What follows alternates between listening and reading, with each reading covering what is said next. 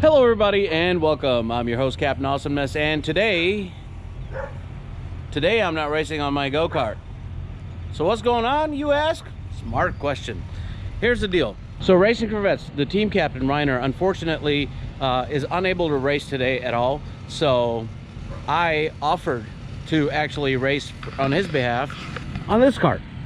This is kart number 22. It's a Coyote kart the team got from the generous offering from Matt Overbeck. I didn't know how to exactly word that, but nonetheless I'll be racing for the team. I got my own Racing Corvette suit up here ready to go, and just need to kind of go over this kart. I know that it's going to be very different in the way it behaves, and all, you know, whatever, it doesn't matter to me. But yeah, for me, I mean, the reason why I even decided to do that and not earn the points for myself today is that this season already kind of started late for me. So what more can I really, you know, benefit from continuing to race? It's not really, and points don't really matter, honestly. What matters is that I'm out here and racing. So in any case, we've already done our registration. At this point, we're just waiting on warm-up. I'm just gonna go over the kart real quick to kind of understand a few things with it, how the, you know, different components kind of work together to give it whatever it does. I have no idea how it feels, so I'll go test it out. I even put my GoPro Max on there so you guys can at least see what's happening in terms of action. So lots of stuff to happen. Real quick, I want to talk about yesterday. Yesterday was a huge screw up. I tried to be a hero, and basically that's why I ended up where I did. But anyway, I am pretty excited about the day. I will be able to at least pack up my RV. It's pretty much mostly packed up. Just got to put a few things back in there, like my generator and a couple other things. But on that, just it'll give me an opportunity to also get out of here early, which I kind of need to do today because of some work stuff. So that's all there is. So that's why I'm pretty much ready to get out of here as soon as the race day ends.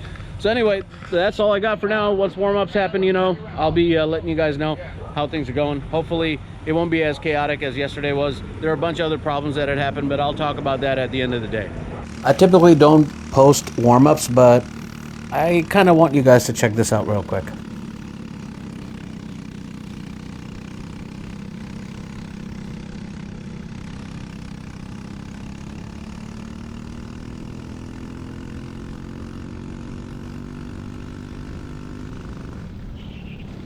Yep, just one tap of the brake and I've spun out. Scared the hell out of the track marshal over there.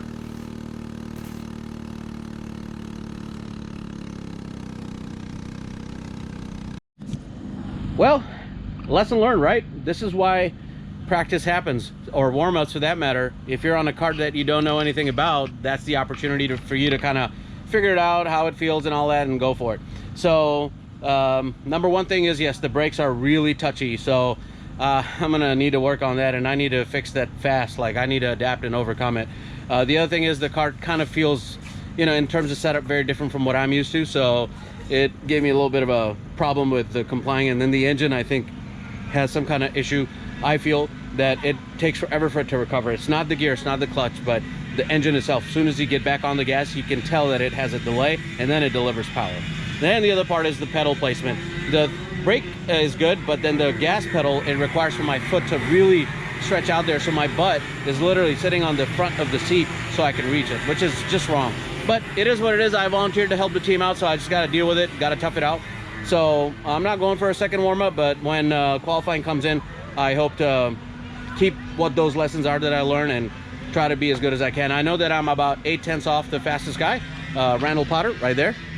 And we'll see if I can try to cut down on that window. I brought that battery seal for you, by the way. Oh yeah, he brought some stuff for me.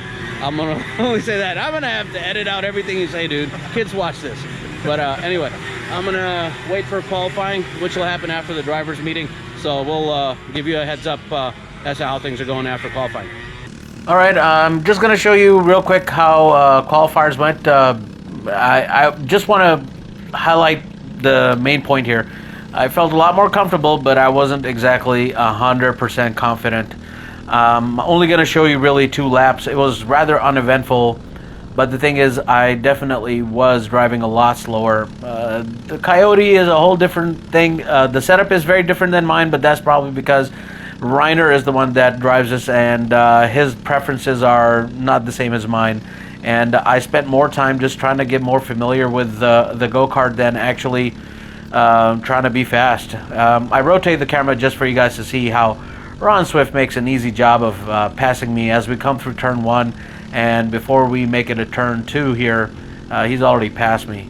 Yeah, I mean, I can't say anything other than it's a huge learning curve for me to be on a kart that I have no experience on, and the setup being so different than the Burrell because of just a different driver. It might be that if I had the settings on my way, it would have been different.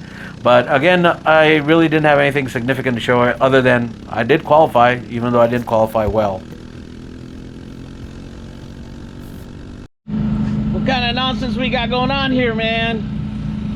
This is crazy. All right, so qualifying in this kart, I kind of knew just from when I was out in warm-ups that it would kind of feel weird, and it totally did.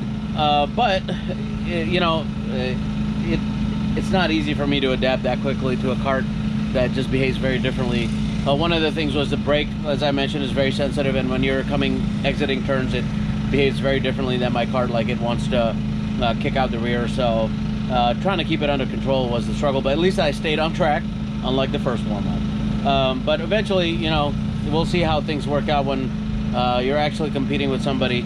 I got a guy who's 2/10 faster than me, who's in number 6. So I guess I should say I qualified 7th, which is definitely not as good as I did yesterday in my own kart.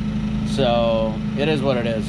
I'm going to try to just remain focused as much as I can and try to get the kart to comply. I was trying out different things to see what would happen during qualifying, because I was like, okay, as I'm coming through now what would be turn 3, it didn't want to really turn. That's a good one. It wanted to turn, but once it turned and I got back on the gas, the rear would just want to slide out. So I got to figure out what best I can do to not let that happen. And it just looks like I just need to brake more, or brake earlier rather, so that I'm going a little bit slower in, so that when I get back on the gas, it's good to go. And then when I go through what we call the C turn, which makes you take a left and then come right, slight right into the straightaway, I need to work on that as well. So lessons I'm learning, but will they manifest itself into making me faster? I don't know yet. We'll find out. But right now I'm just hanging out. We'll see how things go. Hopefully the pre-final will be a lot better than qualifying was. All right, so going into the pre-final, I think I started at like 7th or something. There was a lot of people in this group. I want to say about, I can't remember, was it 21 people? But I think it was somewhere around there. There was a lot of folks racing, so I'm not even 7th actually. I'm realizing 1, 2, 3, 4. So I was about 9th or 10th. So it was difficult trying to get this kart under control, to be very honest with you guys. I was just trying to get this thing to turn, and then also trying to get it to work for me. One thing I realized is, I think I might have already mentioned, the engine's not picking up at all. So I'm like, well, let me talk about this here. I spin out because I'm still trying to figure out how the brakes work. They're just way too sensitive. I wasn't happy about this, but yeah. And anyway, but the thing is, yeah, this was an uphill learning curve, and I started to have regrets about even being on a kart that I had no familiarity with whatsoever. You know what? I really need to get over whatever it is that's causing my driving to suck, and just go ahead and descend it. And that's exactly what's going to happen. I mean, just to give you guys a synopsis, the thing is, the brake on this thing is super sensitive on the Coyotes compared to the Burrell that I have. So it's still not working out well for me. Every time I try to brake or trail brake, it just messes up. So I'm gonna try to really brake early, not be on the brake at all in the turn, and then go.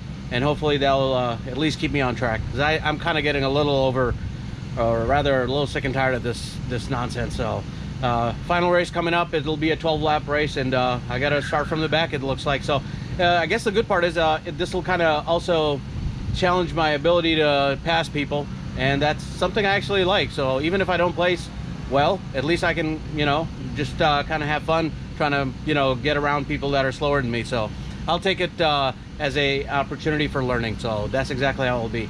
I'm gonna just get packing for some of my stuff, so this way I'm able to immediately leave. So that's what I'll do, but I'll talk to you guys after the final. All right, so will the finals go any better than what it has for me?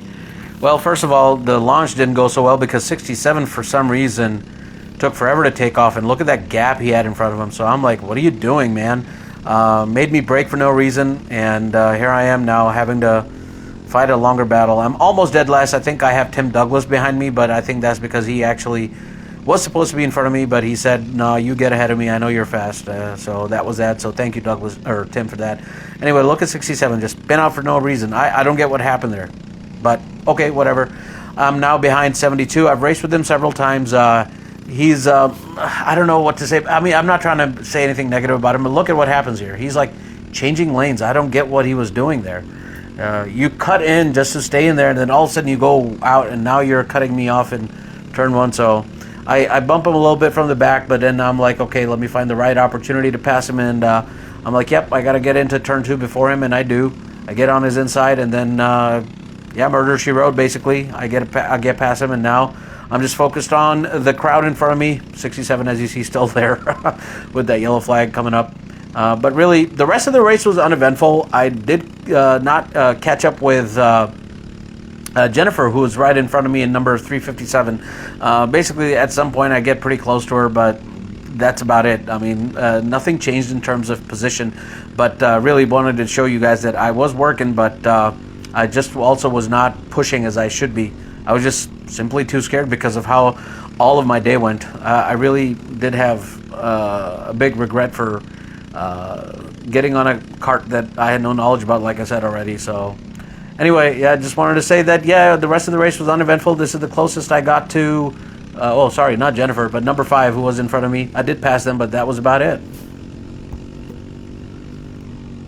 Well, all's well that ends well. And at least in the final race, it ended pretty well for me, in the sense that I did not go off track. I did not hit anybody. I was hoping to use this as an opportunity to pass people, but people just decided to get my force field around them and spin out and everything else. So, hey, it is what it is. And I actually like the fact that I earned a lot of positions, even if it wasn't me like passing people.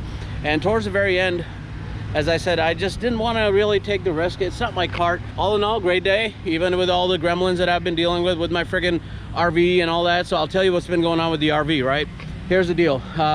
My electrical breaker circuit kind of went haywire. My GFCI connection went bad, and because of that, part of the RV doesn't even have electricity, but at least part of it does, so I could, you know, plug my stuff in, get my phone charged, all that stuff. Then on top of that, my generator decides to crap out on me. For some reason, it's like got a built-in carbon monoxide detector, and that just kept killing the generator, even though the generator was sitting outside the entire time. So go figure. Just everything that could go wrong. And then on top of that, the gremlins with the kart having to learn how the brake is so super sensitive on it. So lessons learned. I'm going to stick to Burrell, at least to the one that I have that's sitting inside the truck now, and basically kind of continue to do my driving in that. I'm thinking about actually upgrading next year, but I think I'll do one more year before I decide to do that. And at the end of 2025, maybe we'll make some upgrades happen. But for now, at least, it was a great time out there. Now, the next race is the 3rd of August. It's a night race, a Saturday night race. So I'm looking forward to that. Overall, I'll give this a 10 out of 10 weekend. And it was all fun because of everybody that I was with, especially Racing for Vets. In any case, I'm gonna say goodbye to a few folks before they get out of here, and make sure they're good to go before I leave. So I'm gonna just say I'm pretty happy, and as always, guys, thank you so much for watching, and I will see you all at the next Apex, and hopefully on track. All right, bye-bye.